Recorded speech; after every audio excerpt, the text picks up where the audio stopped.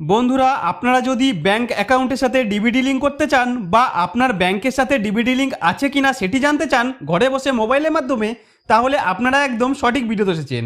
কারণ এই ভিডিওটি দেখার পর আপনি মাত্র 2 থেকে 3 মিনিটের মধ্যেই আপনার ব্যাংক অ্যাকাউন্টের সাথে ডিবিটি লিঙ্ক আছে কিনা সেটি যেমন দেখে নিতে পারবেন, তেমনি না থাকলে কিভাবে ব্যাংক অ্যাকাউন্টের সাথে ডিবিটি লিঙ্ক করতে হয় সেটিও করে নিতে পারবেন।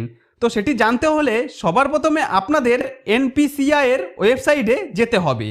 তার জন্য মোবাইলের গুগল ক্রোম ব্রাউজারটি ওপেন করে নিয়ে ওপরে এই সার্চের জায়গায় এনপিসিআই লিখে সার্চ করতে হবে। তারপর এরকম পেজ আসলে সবার প্রথমে এনপিসিআই অপশনের ওপর ক্লিক করলেই আপনার সামনে এনপিসিআই এর অফিসিয়াল পেজটি খুলে চলে আসবে। এছাড়া এই ভিডিওর ডিসক্রিপশনে আমি এই ওয়েবসাইটের লিঙ্কটি দিয়ে দেবো, সেখানে ক্লিক করলে একেবারে আপনারা এরকম পেজে চলে আসবেন, আপনাদের কোনো অসুবিধা হবে না।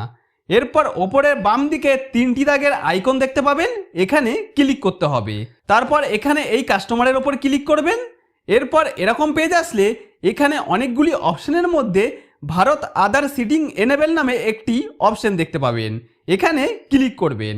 তারপর আপনার সামনে এরকম একটা পেজ ওপেন হবে। এখানে বাদিকে আপনারা অনেকগুলি অপশন দেখতে পাবেন, যেমন আধার সিডিং ডিসিং, অ্যাকাউন্ট ডিটেলস, আধার ম্যাপ স্ট্যাটাস, আধার ম্যাপিং হিস্ট্রি, তারপরে শেষে রয়েছে রিকোয়েস্ট স্ট্যাটাস চেক। তো এখানে আপনাকে আধার ম্যাপ স্ট্যাটাস অপশনের ওপর ক্লিক করতে হবে, কারণ আপনার কোনো ব্যাংকের সাথে ডিবিটি লিঙ্ক রয়েছে কিনা সেটা আগে আপনাকে চেক করে নিতে হবে।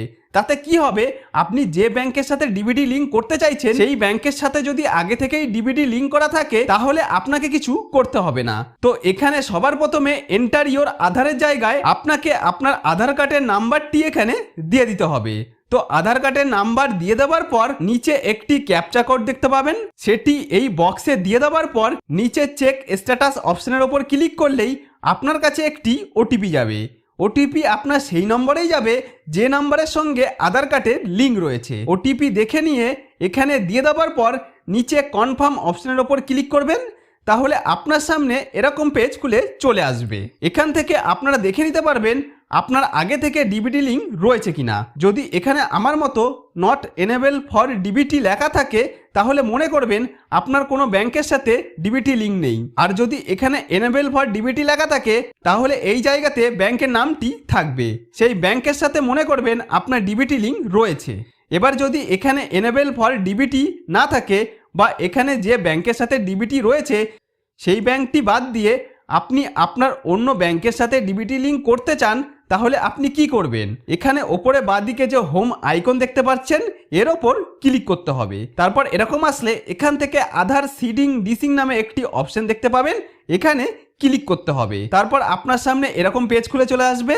এখানে এন্টার ইওর আধারের জায়গায় আপনার আধার কার্ডের নাম্বার দিয়ে দিতে হবে। তো আধার নাম্বার দিয়ে দেওয়ার পর এর একটু নিচে রিকোয়েস্ট ফর আধারের নিচে সিডিং অ্যান্ড ডিসিং নামে দুটি অপশন দেখতে পাবেন, কিন্তু আপনি যদি সিডিং অপশনটি সিলেক্ট করেন তাহলে নিচের দিকে আরও 3টি অপশন চলে আসবে দেখতে পাবেন। তো এখানে প্রথম অপশনটি ফ্রেশ সিডিং মানে হলো, মনে করুন আপনার কোনো ব্যাংকের সাথে আধার লিঙ্ক নেই, নতুন করে ব্যাংকের অ্যাকাউন্টের সাথে আধার লিঙ্ক করাবেন, তাহলে এটি সিলেক্ট করতে হবে। দ্বিতীয় অপশনটি হলো movement some bank with another account.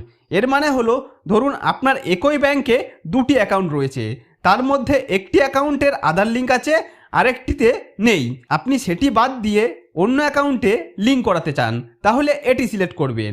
3 নম্বর যে অপশনটি রয়েছে movement from on bank to other bank, এর মানে হলো আপনার কোনো একটি ব্যাংকের অ্যাকাউন্টের সাথে ডিবিটি লিঙ্ক করা রয়েছে আর আপনি চাচ্ছেন সেই ব্যাংকের থেকে সরিয়ে অন্য ব্যাংকের অন্য আরেকটি অ্যাকাউন্টের সাথে ডিবিটি লিঙ্ক করাবেন, তাহলে এটি সিলেক্ট করবেন।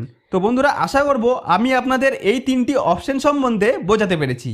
তো আমার স্টেট ব্যাংকের ডিবিটি লিঙ্ক করা রয়েছে, আমি সেটি না রেখে আমার অন্য একটি ব্যাংকের সাথে ডিবিটি লিঙ্ক করাতে চাইছি, তাই এখান থেকে আমি এই 3 নম্বর অপশনটি সিলেক্ট করলাম। তারপর সিলেক্ট ব্যাংকের ওপর ক্লিক করে এখান থেকে আপনি যে আপনার নতুন যে ব্যাংকের সাথে ডিবিটি লিঙ্ক করাতে চান সেই ব্যাংকের নামটি এখান থেকে এইভাবে খুঁজে বার করে নিয়ে সিলেক্ট করে নেবেন।